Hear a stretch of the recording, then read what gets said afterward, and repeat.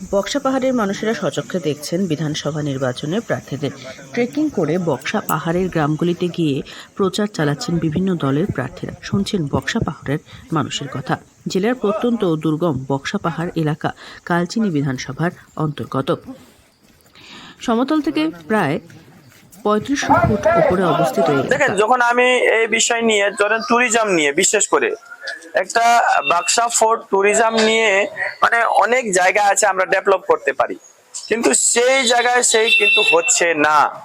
আমি বিধানসভার অভ্যন্তরে যখন ট্যুরিজম নিয়ে যে এখানে রোপওয়ের ব্যবস্থার জন্য কথা রেখেছিলাম, তখন মাননীয় মুখ্যমন্ত্রী যেভাবে উত্তরটা দিলেন, আপনারা তো সেই সময় আপনারা নিশ্চয়ই দেখেছেন যে আমি এখানে রোপওয়ে করতে চাই না, রোপওয়ে করলে লোক পড়বে মরবে, আমি চাই না লোক মরুক, এরকম ওনার একটা আনসার ছিল। এরকম মানে অবস্থা মুখ্যমন্ত্রীর। যাই হোক, ওখানে আমরা সরকার আসলে কিন্তু আমরা কিভাবে কি করতে হবে সেটা আমরা পরিকল্পনা করে রেখেছি।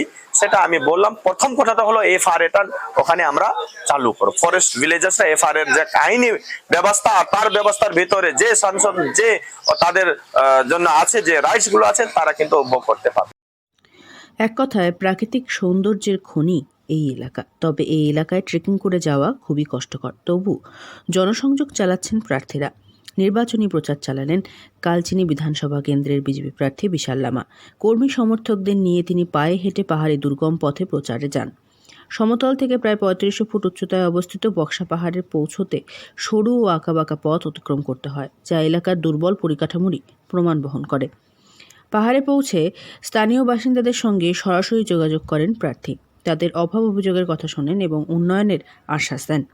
বিশাল লামা জানান, বক্সা পাহাড়ের বাসিন্দারা দীর্ঘদিন ধরে একাধিক সমস্যার মধ্যে রয়েছেন। বিশেষ করে সড়ক যোগাযোগের অভাব এখানে সবচেয়ে বড় সমস্যা।